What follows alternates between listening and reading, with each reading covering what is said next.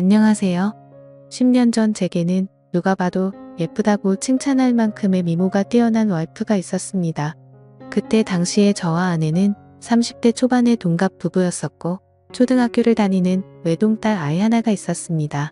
저와 아내가 처음 만나게 된 건 남들처럼 특별할 건 없었습니다. 그 당시 아내는 제가 다니는 회사의 갑위치에 있는 더 좋은 회사에서 근무하던 직원이었고 회사 간의 업무 파트너 담당자들이었기에 매주 몇 번씩 마주치게 되었었죠. 그러다 그녀의 미모와 능력에 점차 빠져들게 되었습니다. 저는 전문대를 나왔고 집사람은 명문대를 나왔었고 얼굴은 연예인 중에 김사랑을 닮아서 세련미가 넘쳤고 몸매도 좋았습니다. 그리고 말도 사근사근하게 잘하고 상냥해서 누구나 반할 만한 그런 여자였었죠. 솔직히 그에 비해 저는 다른 사람들과 다를 바 없는 평범한 남자였었고 아내는 미모면 미모 학벌이면 학벌 그리고 저보다 뛰어난 스펙까지 뭐 하나 꿀릴 게 없었죠. 그래서 그런지 처음에는 상냥하게 말을 건네던 여자였는데 제가 관심을 보이자 그때부터는 전과 다르게 저를 깔보는 듯한 행동과 말을 서슴지 않더라고요. 그래도 그때는 왜 그랬는지 그런 취급이 아무렇지가 않았습니다. 왜냐하면 그녀를 너무나도 사랑했었기에 그런 상처보다도 그녀를 바라보는 행복이 더 컸기 때문이었죠. 아무튼 저는 계속해서 관심을 표현하면서 선물 공세를 하기 시작했고 어느샌가 그녀도 제 마음을 알아줬는지 행동이 변하기 시작했던 시점이 있었습니다. 그런데 사실 그 행동조차도 저를 사랑해서 변했던 행동은 아니었더군요. 왜냐하면 훗날 결혼하고 나서 술을 마시다 아내가 제게 그때 있었던 사실을 술김에 말해줬기 때문입니다. 아내는 그때 당시에 같은 회사의 직원과 비밀 사내연애를 하고 있었답니다. 그런데 갑자기 아내는 이별을 통보받았고 그 복수심에 저와 알콩달콩한 모습을 보이고 싶어서 그랬었다더군요. 그렇다면 제게 하는 행동을 그 자리에서 같이 볼 수 있었던 사람이었을 테고 누군지 짐작은 갔었습니다. 그때 같이 회의를 하던 사람은 아내의 팀장인 유부남과 여직원 1명 그리고 남자 후배가 1명이 있었죠. 그래서 저는 당연히 후배 남자라고 생각을 했었는데 지금 생각해보니 그게 아니었던 것 같기도 합니다. 아무튼 그때 당시에는 자세한 내막을 알지 못한 저는 그녀의 관심이 행복하기만 했었고 그녀도 저와 같은 마음이라고 확신이 들어서 고백을 하였고 연애를 시작하게 되었습니다. 하지만 저 혼자만의 일방적인 마음으로 시작한 연애는 힘든 시련들이 셀 수 없이 많았습니다. 그녀는 친구들과 술을 마시거나 회식을 하는 날이면 어김없이 연락두절은 기본이었고 제가 상처를 받든 말든 남자 사람 친구와 둘이서 술을 마신다고 아무렇지 않게 말을 하더라고요. 이미 콩깍지가 제대로 씌어져서 아내의 잘못된 모습들을 모두 다 이해하고 넘어갔던 것 같습니다. 그러다 결국 제가 너무 큰 상처를 받게 되고 그녀와 이별을 선택하게 된 사연이 있습니다. 그때 당시 여자친구는 자주 술을 마시던 남자 사람 친구와 둘이서 여행을 간다고 하더군요. 여자친구는 그 친구와는 어릴 때부터 동성 친구처럼 지내는 사이라서 걱정할 거 없다고는 하는데 아무리 제가 여자친구를 좋아해서 쩔쩔매는 입장이라고 하더라도 이건 아니지 않나요? 그래서 그동안 참아오던 모든 게 터져버렸고 분노가 한번 시작하니 도저히 걷잡을 수 없었습니다. 저는 단도직입적으로 말했죠. 만약 그 남자와 둘이서 여행을 간다면 나와는 끝이라고 말이죠. 하지만 여자친구는 그러거나 말거나 관심도 없다는 듯이 네 마음대로 하라고 하고는 여행을 가버리더군요. 그런 모습에 그동안 내가 정말 연애를 잘못하고 살았구나 하는 걸 많이 깨달았고 힘든 아픔을 겪고 있었습니다. 그렇게 2달 정도가 지난 어느 새벽에 여자친구에게서 연락이 오더라고요. 저는 제 나름대로 많은 정리를 했다고 생각을 했음에도 그녀의 번호로 전화가 오니 심장은 미친 듯이 두근거렸고 솔직히 말해서 기분이 나쁘지가 않고 반갑고 좋았었습니다. 곧바로 그녀의 전화를 받아보니 우는 목소리로 제게 사과를 하더군요. 그동안 자신에게 잘해주던 걸 너무 몰랐답니다. 그런데 헤어지고 나니까 자신도 저를 너무 사랑했다는 걸 깨달았고 용서를 해달라고 하더라고요. 그리고 그때 했던 선택은 자신도 후회한다며 다시는 그런 말도 안 되는 짓 하지 않겠다고 했죠. 솔직히 고민이 잠깐 동안 되기는 했지만 그녀의 말을 진심으로 믿고 싶었습니다. 그래서 그녀의 용서를 받아주었고 결국 연애를 다시 시작하게 되었죠. 그날 이후로는 다른 평범한 연인들처럼 그녀도 제게 헌신을 다해주더군요. 달라진 모습에 저는 하루하루가 행복했었고 제 선택에 후회가 없었습니다. 그렇게 행복한 연애를 하던 중 한 달 정도가 지난 뒤에 아내는 제게 말했습니다. 아무래도 아이를 가진 것 같다고 해서 병원에 가봤는데 임신한 지 3개월이 되었답니다. 그 이야기를 듣고 나서 심장이 덜컹하더군요. 솔직히 기분이 좋아야 정상인데 뭔가 석연치 않은 기분이 들었기 때문입니다. 3개월 전이면 아내가 남자 사람 친구와 여행을 갔을 시기와 겹쳤기 때문이었죠. 그래서 저는 더 이상 의심하고 싶지도 않았고 직설적으로 물어봤습니다.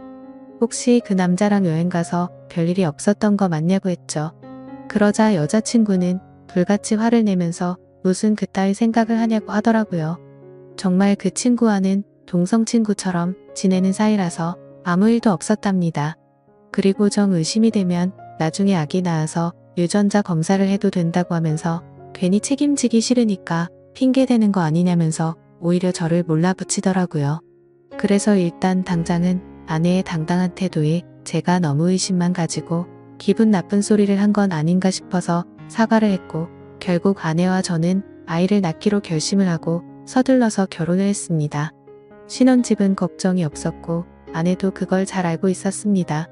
그때 당시에는 부모님께서 하시던 자영업이 잘 되고 있었기 때문에 모아둔 재산이 제법 많았었기 때문이었죠. 그래서 신혼집을 서울 한복판에서 대출 없이 자가로 시작했습니다. 그때는 정말 남들 부러울 거 하나 없었고 진짜 세상이 모두 다 제 것만 같았습니다. 결혼을 하고 나서 집사람은 곧바로 다니던 회사를 그만두고 딸 아이를 출산하게 되었죠. 그리고 아내와의 합의하에 딸아이와 저의 유전자 검사를 해봤는데 제 친자식이 맞더라고요. 그래서 아내를 의심한 게 미안한 마음이 커서 그날 이후로 아내를 공주님처럼 모시면서 지내게 되었고 12년 동안 저희 부부는 남들 부럽지 않게 평범하고 행복하게 잘 지내고 살았습니다. 물론 그 생각은 지금 다시 생각해보면 저 혼자만의 착각이었던 것 같지만요. 아내가 연예인처럼 예쁘고 날씬하고 동네 주민들 누구에게나 상냥했었는데 이런 성격들이 어쩌면 다 불행의 시초였던 것 같습니다. 그때는 착하고 상냥한 성격이 마냥 좋다고 생각했는데 있는 도끼에 발등 찍힌다는 말이 절실하게 생각나더군요. 아무튼 어느 날 옆집의 유명 배우처럼 생긴 데다가 근육질 몸매의 얼굴도 잘생긴 30대 정도의 이혼남이 이사를 오게 되었습니다. 아마도 그 시기부터 뭔가 모르게 평화로웠던 제 삶이 엉망진창으로 뒤엉켰던 것 같네요. 그 사람이 이사를 오고부터 복도에 담배 냄새가 많이 났었고 담배꽁초가 많이 버려져 있었습니다. 그걸 참다 못한 집사람이 그놈에게 주의를 준다고 하면서 말을 섞더니 그 남자에 대해서 나쁜 사람이 아니었다며 저보고도 오고 가며 친하게 지내라고 하더라고요. 솔직히 그때는 그냥 그런가 보다 정도였습니다. 하지만 아내는 저와 이야기를 할 때 자신도 모르게 매번 옆집 아저씨가 이랬다 저랬다라고 하면서 언제부턴가 옆집에 사는 이웃남의 이야기를 과하다 싶을 정도로 많이 하더라고요. 그래서 제가 회사에 출근을 하고 나서 저렇게 많이 이야기를 나누는 건가 싶었습니다. 그렇다고 괜히 예전처럼 또다시 의심을 할 수도 없는 노릇이었고 혹시라도 찌질하게 보일까 봐서 일체의 잔소리를 삼가했습니다. 결혼 전에도 딸아이가 제 아이가 아니라고 의심했던 미안함이 너무 컸었기에 사랑하는 아내를 믿을 수밖에 없다고 생각을 했고 그때까지만 해도 다른 생각은 딱히 하지 못했습니다. 하지만 날이 가면 갈수록 아내의 행동에서도 많은 부분들이 달라지는 게 느껴지기 시작했죠. 언제부터인가 제가 퇴근을 하고 집에 들어오면 집사람이 집안에서도 화장을 진하게 하고 있다든지 평소와는 다르게 집에서 입는 반바지나 치마가 과하다 싶을 정도로 많이 짧아졌습니다. 제가 고지식해서 하는 생각이 아니라 그냥 누가 봐도 민망하다 싶을 정도로 너무 많이 드러냈었죠. 오죽하면 근처 슈퍼에 가서 담배를 사고 있을 때 슈퍼 아주머니가 그러더군요. 아이 엄마가 너무 노출이 심하다면서 요즘 동네 아줌마들 사이에서도 말들이 많다고 하더라고요. 하지만 과거에도 아내의 미모를 시기 질투해서 가끔 그런 이야기들이 오고 간 적이 있어서 대수롭지 않게 생각했고 집에서만 지내다 보니 아내가 많이 외로워졌나? 라는 생각까지 들더라고요. 그렇게 아내를 믿으면서 평소와 다름없이 지내던 어느 날이었습니다. 외근을 다녀오고 나서 평소보다 일찍 퇴근하고 집으로 들어갔는데 아내가 샤워를 하고 있더라고요. 그래서 아무 생각 없이 옷을 갈아입고 안방에서 TV를 보면서 쉬고 있으니 아내가 욕실에서 나오더군요. 그런데 생전 처음으로 보는 민망한 속옷 차림으로 나오더니 아내도 약간 놀라는 듯한 눈치였습니다. 아내는 오늘 무슨 일로 일찍 들어왔냐고 하면서 놀라는데 오늘 외근 갔다가 일찍 들어왔다고 말했고 처음 보는 속옷이라고 하니까 기분 전환 겸 샀다고 하더라고요. 그래서 그냥 그런가 보다 생각은 했지만 도저히 주부의 속옷으로 보기는 힘들었습니다. 그냥 기분이 찜찜했지만 그러려니 했고 일찍 마친 김에 같이 장이나 보러 가자고 하고서 아내와 같이 외출을 하게 되었죠. 그렇게 엘리베이터를 기다리고 있는데 옆집에 사는 이웃남도 때마침 문을 벌컥 열고 나오더군요. 그런데 약간 흠칫하는 듯한 모습이 이상하게 생각되었고 같이 엘리베이터를 탔는데도 뭔가 알 수 없는 묘한 기류가 느껴졌습니다. 평소에 친하게 지낸다던 아내와 이웃집 남자가 이야기도 잘 섞지 않았고 옆집 남자는 저와 인사를 하면서도 제 눈을 똑바로 쳐다보지를 못하더군요. 예전에도 이런 모습들이 보였기 때문에 단지 성격이 좀 소극적이거나 수줍음이 많은가 보다 생각했었고 그저 내성적인 사람이려니 생각했었습니다. 그런데 갑자기 저런 모습이 저에게만 그런 건가 싶은 생각이 들었죠. 그래서 마트를 가는 동안 아내에게 물어봤습니다. 옆집 남자랑 친하다면서 왜 어색하게 인사하냐고 했더니 몇 번 마주쳤는데 보면 볼수록 사람이 착하기는 한데 뭔가 어두운 느낌에 멀리했다고 하더군요. 그러면서 아파트 반상회에서도 아주머니들 사이에서 말이 많았다며 말을 이어갔습니다. 옆집 남자가 원래는 성격도 밝고 착한 사람이었는데 전 부인이 바람을 펴서 이혼을 하고 성격이 많이 변했답니다. 그래서 옆에서 지켜보면 매일같이 술만 마셔대고 담배도 엄청나게 많이 핀다고 하더라고요. 그 말을 듣고부터는 그날 이후로 옆집 남자에 대한 궁금증이 더 생겨나서 유심히 지켜보기 시작했습니다. 술과 담배를 많이 한다는 건 잘 알 것 같은데 그런 걸 제외하고는 특별한 문제들은 없어 보이더군요. 옆집 남자는 주말이면 어김없이 교회도 빠지지 않고 혼자서 잘 나가더군요. 단정히 성경책 들고 예배 가는 모습이 인상이 깊었고 그런 모습들이 어두워 보인다거나 다른 생각은 할 수가 없었죠. 그냥 누가 보더라도 겉보기에는 정말로 절대 문제가 있는 사람 같아 보이진 않았습니다. 그리고 눈을 잘 마주치지 못할 뿐 제가 보기에는 인사도 잘해서 친절하고 예의가 바른 사람으로 보였고 제가 직접 지켜본 옆집 남자는 아내가 말했던 모습과는 전혀 달랐기에 의심이 싹트기 시작했습니다. 솔직히 말해서 제 아내가 유부녀라고는 하지만 매일같이 운동을 다니면서 관리를 잘해서 아이를 출산하기 전처럼 몸매도 좋았고 피부 관리도 항상 잘해왔기에 20대 중반으로 밖에 보이지가 않았죠. 그래서 길을 가다가도 남자들이 10명 중에 5명은 다시 쳐다볼 정도로 훌륭했었기에 옆집 사는 남자도 충분히 관심을 가지고서 저 몰래 들이대지 않았을까 싶었습니다. 그리고 그때부터는 별의별 생각이 다 들더라고요. 외근하고 일찍 들어간 날도 아내가 굳이 그 시간에 샤워를 하고 있었던 것도 수상했고 왜 그때 때마침 옆집 남자는 외출을 했으며 서로가 어색해했던 이유가 뭘까 이런 생각이 들었죠. 사실은 아내는 그 남자를 만나기 위해서 샤워를 했고 둘이서 만나려고 했는데 제가 있어서 둘 다 놀라서 그런 상황이 벌어진 게 아닌가 이런 생각이 들었습니다. 심지어 그날 마트에 다녀오고 나서도 잠들기 전 낮에 봤던 아내의 모습이 아른거려서 다가갔더니 아내는 이 핑계 저 핑계를 대면서 저를 피했던 모습이 기억났습니다. 절대 2번 다시는 아내를 의심하지 않는다고 맹세하고 지키려고 애써봤지만 의심이 싹을 트기 시작하니 걷잡을 수 없이 커져가더군요. 아내가 입고 있는 의상들도 예전에는 그러려니 했었는데 이제는 옆집 남자한테 잘 보이려고 저 따위로 입은 건가? 라는 생각이 들기 시작했고 회사에서 일을 하고 있을 때도 지금쯤 아내가 바람을 피우고 있는 건 아닌가라는 생각의 일도 제대로 손에 잡히지가 않았습니다. 하지만 뭔가 의심이 되긴 했지만 예전처럼 아무런 증거도 없이 따질 수도 없었고 솔직히 말해서 이 모든 일들이 제 추측일 뿐 결정적인 사건이 없었기에 제가 착각을 하는 거라고 외안을 삼았습니다. 심지어 일이 걷잡을 수 없이 터져버리고 나면 지금의 이 행복한 가정이 깨지지 않을까 걱정도 되더라고요. 오죽하면 만약 아내가 바람을 피운 게 맞다고 하더라도 살다 보면 집사람도 사람이니까 잠시 한눈을 팔 수도 있고 봄바람에 그러려니 하고 빨리 제자리로 돌아오기만을 바랄 정도였죠. 하지만 아무리 제 자신에게 주문을 걸듯이 편하게 생각하려고 해도 자꾸 이상한 기분은 지워지는 게 아니라 점점 더 커져갔고 더러운 기분은 머릿속을 떠나지를 않았습니다. 그래서 결국 오랜만에 만난 친구들과의 술자리에서도 제 표정이 어두워 있으니 친구들은 집요하게 제게 무슨 일인지 물어보게 되었고 너무 답답한 나머지 어쩔 수 없이 제 고민을 털어놓게 됐습니다. 그랬더니 친구들은 한참 동안 고민을 하더니 한 친구가 솔깃한 방법을 제안해 주었습니다. 집안 천장에 작은 소형 카메라를 설치하는 게 어떻겠냐고 권하더군요. 이렇게 백날 첫날 고민하고 또 고민해봤자 의심은 더 커질 거라며 차라리 제 생각이 맞든 아니든 하루라도 빨리 하는 게 저와 딸아이를 위한 거라고 하더라고요. 그 말을 듣고 보니 저도 같은 생각이었습니다.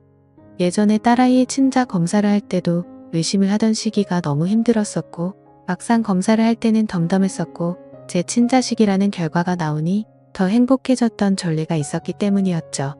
아내를 또다시 의심해서 미안하지만 만약 아니라면 평생 동안 헌신하겠다는 생각으로 아내가 운동을 나가고 집이 비어있는 시간에 작은 소형 카메라를 설치하게 되었습니다. 지금부터 세상에 이런 일이 또 있을까 싶은 반전 드라마가 시작됩니다.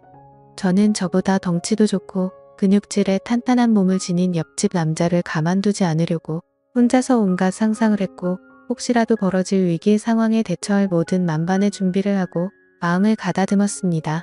혹시라도 제가 예상했던 대로 아내와의 불륜이 확인되면 그냥 주먹 다툼을 하고서 징역이라도 가겠다고 각오까지 했을 정도였죠. 그렇게 저는 떨리는 마음을 진정시키면서 며칠 동안 매일 녹화된 비디오를 틀어보았습니다. 태어나서 처음으로 겪은 감정이었는데 정말 세상 지옥이 따로 없더군요. 저희 집으로 어떤 허우대 멀쩡한 남자가 우리 집에 들어오더군요.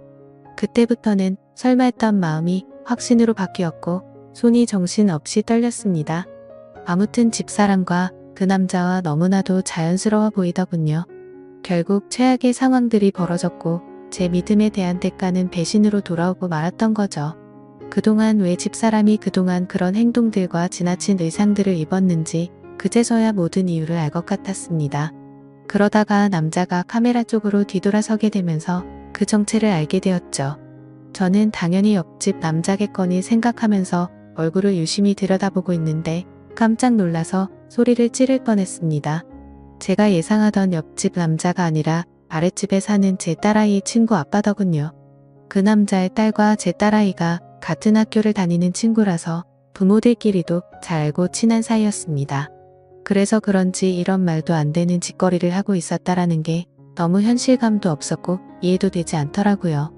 아랫집 남자는 나이가 많고 얼굴도 못생겼을 뿐더러 고지식한 선비마냥 점잖은 사람이었기에 정말 상상조차 못했었습니다. 그때부터는 도저히 제정신으로 버틸 수가 없겠더군요. 그 아랫집 남자는 외적으로나 다른 건 볼품이 없더라도 학력도 좋고 직장도 좋은 소위 엘리트라는 사람이었습니다. 그때 문득 그런 기억이 떠오르더군요.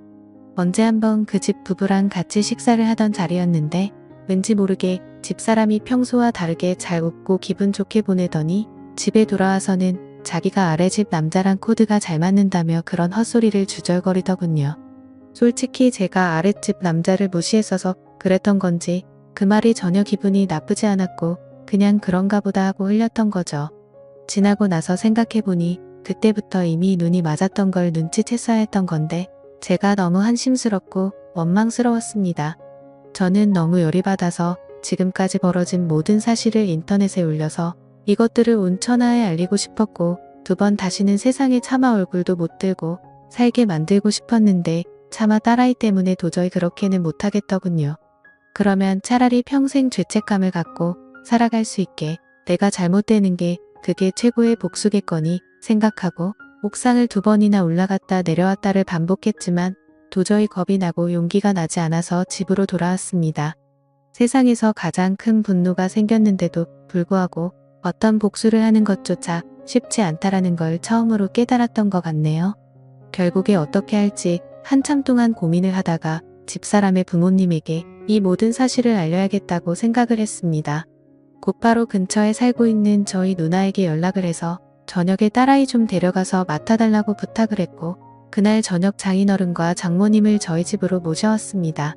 갑작스러운 상황에 무슨 일인지 물어보셨지만 제 어두운 표정과 침묵의 낌새를 느끼셨는지 조용히 저를 따라와 주시더군요. 그리고서는 집에 도착해서 지금까지 벌어진 일에 대해서 말씀드릴 게 있다고 했고 빠짐없이 전부 설명을 해줬습니다. 만약 두 분께서 원하신다면 증거 영상도 있으니 원하시면 보여드린다고 말씀을 드렸죠. 그러자 두 분은 서로 대화를 나누셨고 보고 싶다고 하시더라고요. 그래서 저는 아무 말 없이 녹화된 영상을 틀어드렸습니다. 장인어른과 장모님은 결혼 전부터 연애 시절에도 저를 굉장히 싫어했었고 엄청난 무시를 하던 분들입니다. 물론 당신네들 딸이 좋은 대학교 나와서 좋은 회사를 다니고 있는데 제가 성에 찰 수는 없었겠죠. 하지만 차마 입에 올릴 수 없는 말까지 서슴지 않게 하면서 무시하던 장인과 장모였는데 표정이 정말 가관이더라고요. 영상을 보시던 장모님은 울음을 터뜨려 버렸고 장인어른은 아무 말 없이 줄담배만 피우더군요. 그렇게 이야기를 마치고 난 뒤에 장인 장모는 집으로 가셨고 몇 시간 뒤 집사람이 정신 나간 사람처럼 문을 열고 들어와서는 문이 부서질 듯이 문을 닫고서는 들어오더군요. 아내는 지금 제정신이냐고 적반하장으로 나왔습니다. 네가 뭔데 나에게 있던 일을 자기 부모에게 말도 없이 말했냐며 욕을 하기 시작하더라고요. 그냥 이혼하면 쉽게 끝날 문제인데 이를 왜 키우냐고 하면서 이혼하자고 발악을 하면서 대들더군요. 그 모습을 보니 너무나도 허탈했고 슬퍼서 오히려 제가 눈물이 다 났습니다. 저에게 미안하다고 한마디만 했었더라도 많은 게 달라졌을지도 모릅니다. 차라리 거짓말이라도 하면서 울고불고 빌었더라면, 다시는 안 그러겠다고 매달렸다면 아마도 저는 용서했을지도 모릅니다. 그때는 제 목숨보다 소중했고 제 모든 걸 줘도 아깝지 않아서 정말 소중하고 과분했던 집사람이었죠. 그만큼이나 저는 진짜 많이 아내를 사랑했었습니다. 너무 화가 났지만 차마 집사람을 건드릴 수는 없었기에 저는 그냥 바닥에 뒹굴면서 서럽게 통곡을 했습니다. 결국 집사람과는 이혼을 하기로 했고 아내에게 귀책 사유가 있었기에 딸아이는 제가 맡기로 했습니다. 그리고 아랫집 그 정신나간 유부남도 이 모든 사실이 드러나자 그 유부남의 아내가 회사에서 한바탕 난리를 치는 바람에 불명예 퇴직을 당하게 되었고 결국에는 이혼까지 당했다고 하더군요. 그리고 당장은 집에서 아이를 키울 사람이 없었기에 독신으로 지내고 있던 누나가 저희 집으로 들어와서 딸아이를 잘 키워줬습니다. 가진 거라고는 집 하나 딸랑 있었는데 그 집을 팔고 싶지는 않았습니다. 당장 팔면 너무 막심한 손해였을 뿐더러 온전히 제 딸아이에게 물려주고 싶었기 때문이죠. 그래서 저는 제 딸아이에게 모든 걸 다 해주고 싶어서 정말 열심히 살았습니다. 나름대로 수입이 적지는 않았던 덕분도 있었고 제가 열심히 하는 만큼 수익은 더 늘어났기에 항상 추가 근무를 지원해서 했고 일 없는 날에는 대리기사도 뛰면서 정말 열심히 살았습니다. 제가 부족해서 엄마 없이 키운 죄를 물질적으로 풍족하게 해서라도 딸아이에게 모든 걸 보상해주고 싶었죠. 저는 5년째 낡은 구두를 고쳐가며 신어도 제 딸의 옷과 신발은 꼭 유명 메이커로 사서 입히고 신겼습니다. 딸이 원하면 유학도 보내주고 원하는 건 다 해주고 싶었고 시집 갈 때도 진짜 잘해주리라고 마음먹고 악착같이 일만 했습니다. 그래서 일주일에 5번 넘게 마시던 술도 안 마시게 되었고 담배도 끊었습니다. 하루에 15시간씩 고된 일을 하고 집에 들어와서 공주님처럼 곤히 자고 있는 제 딸을 보면 신기하게도 그날 있었던 모든 피곤함과 스트레스가 모조리 사라지는 기분이 들더군요. 딸 아이가 엄마가 없는데도 불구하고 큰 말썽도 안 부리고 건강하게 잘 커져서 고마웠습니다. 쌓여가는 딸의 시집 및 천 통장 잔고가 쌓여가는 걸 보면서 제 인생도 제자리를 찾아가는 기분이었죠. 그러다 딸 아이가 초등학교를 졸업하고 중학교 들어갈 때쯤 저에게 중매가 들어왔습니다. 여자가 얼굴도 참하고 통통하고 다 좋은데 약간씩 다리를 절더라고요. 공부도 많이 하지 못했고 집안에 돈을 보태주느라 모은 돈도 500만 원 정도밖에 없다고 했습니다. 허우대 멀쩡해서 예쁜 몸 자랑하느라 이 남자 저 남자한테 눈 웃음 치면서 사는 여자보다는 낫다고 생각들더군요.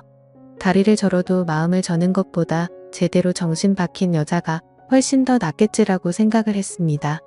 저희는 그렇게 중매로 만나서 서로가 점점 호감을 쌓아가게 되었고 결국에는 따로 식은 올리지 않고 혼인신고만 하게 됐습니다. 그 이후로 저와 아내는 살림을 합치게 되었고 바로 그 다음 해에 아들을 갖고서 낳게 되었습니다. 지금의 제 아내는 처절하고 아팠던 지옥 같은 제 과거를 보상해주는 하늘에서 내려준 천사 같은 복덩어리였습니다. 아내는 빈손으로 결혼해서 미안하다며 늘 미안하다는 말을 입에 담고 살았고 제가 그렇게 말렸는데도 불구하고 살림에 도움이 되고 싶다면서 동네 마트에서 다리를 절면서도 알바를 하더군요. 예전 집사람은 지방에서 연하남과 살림을 차렸다고 하던데 철이 없는 남자를 만났는지 형편이 말도 안 되게 어렵다고 하더라고요. 그래서 가족들한테 돈을 엄청나게 빌린 뒤로는 가족들에게조차 도통 연락이 없다고 하더군요. 뭐 그러던지 말던지 저는 제 인생을 살려고 합니다. 이젠 저는 두 아이들을 위해서 그리고 지금의 아내를 위해서 더욱 더 열심히 살 겁니다. 어제 성과금이 들어왔습니다. 오늘은 저녁에 아내가 좋아하는 소고기에 소주나 한 잔 마시면서 하루를 정리하려 합니다. 지금까지 제 사연을 읽어주셔서 감사합니다.